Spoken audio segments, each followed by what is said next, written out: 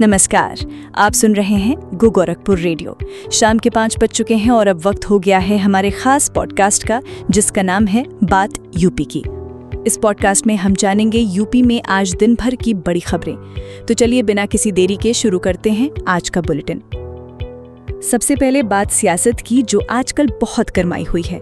उत्तर प्रदेश के मुख्यमंत्री योगी आदित्यनाथ ने समाजवादी पार्टी और कांग्रेस पर जबरदस्त हमला बोला है। उन्होंने कहा कि मुगलों और अंग्रेजों ने जो कुछ भी लूटा, उसके बाद जो बचा था उसे सपा और कांग्रेस ने अपनी झोलियों में भर लिया। इस बयान के बाद यूपी की राजनीति में एक नई बहस छिड़ गई है। अब देखना यह है कि विपक्षी दल इस पर क्या प्रतिक्रिया देते हैं।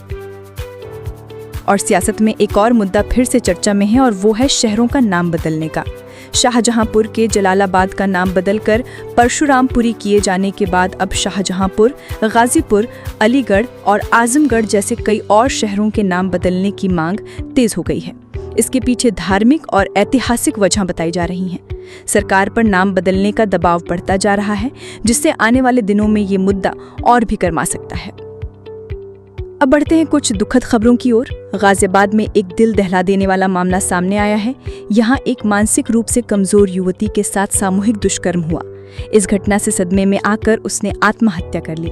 पुलिस ने मामला दर्ज कर लिया है और दोषियों की तलाश जारी है।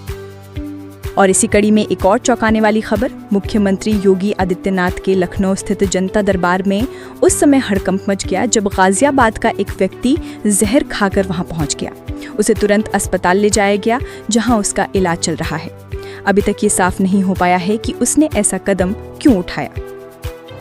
एक और सनसनीखेज मामला झांसी से आया है। पुलिस ने एक ब्लाइंड मर्डर केस का खुलासा किया है। एक पूर्व प्रधान ने अपनी प्रेमिका की हत्या कर दी और उसके शव के 7 टुकड़े कर अलग अलग जगहों पर फेंक दिया। पुलिस ने आरोपी को गिरफ्तार कर लिया है और आगे की जांच जारी है।